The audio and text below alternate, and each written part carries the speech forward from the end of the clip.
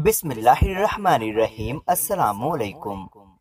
एक दिन सुबह के वक्त मियाँ बीवी का खूब झगड़ा हुआ और बीवी गजबनाक होकर बोली, बस बहुत कर लिया बर्दाश्त, अब मैं मजीद 1 मिनट भी तुम्हारे साथ नहीं रह सकती। शोहर भी तैश में था। वो बोला, मैं भी तुम्हारी शक्ल देख देख कर तंग आ चुका हूँ। जब मैं ऑफिस से वापस आऊँ तो मुझे घर में नजर न आना। अपना टीन डब्बा उठाओ और निकलो मेरे घर से। शोहर गुस्से में ही ऑफिस चले गए।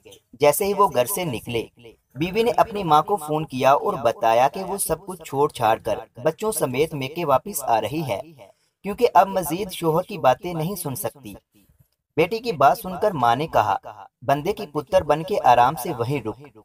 तेरी बड़ी बहन भी अपने शोहर से लड़कर आई थी और इसी जिद में तलाक लेकर बैठी हुई है, और अब तूने भी वही ड्रामा शुरू कर दिया है।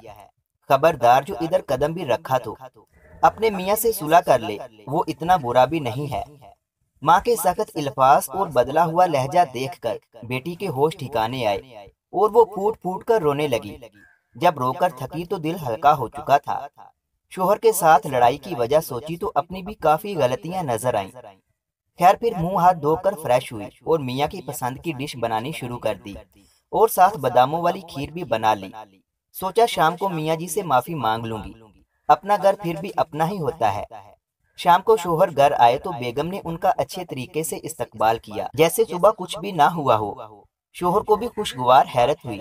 खाना खाने के बाद शोहर जब खीर खा रहे थे तो बोले, बेगम कभी कभार मैं भी ज्यादती कर जाता हूँ, तुम दिल पर मत लिया करो। बंदा बशर हो, गुस्सा आ ही जाता है। शोहर बेगम के शुक्रगुजार हो रहे थे और बेगम साहबा दिल ही दिल में अपनी माँ को दुआएं दे रही थी, वरना तो जज्बाती फैसले ने घर तबाह कर दिया था। इस कहानी से ये सबक मिलता है कि अगर वालिदैन अपनी शादीशुदा औलाद की हर नाजायज बात को सपोर्ट करना बंद कर दें तो 80% बिगड़ने वाले रिश्ते बच जाते हैं।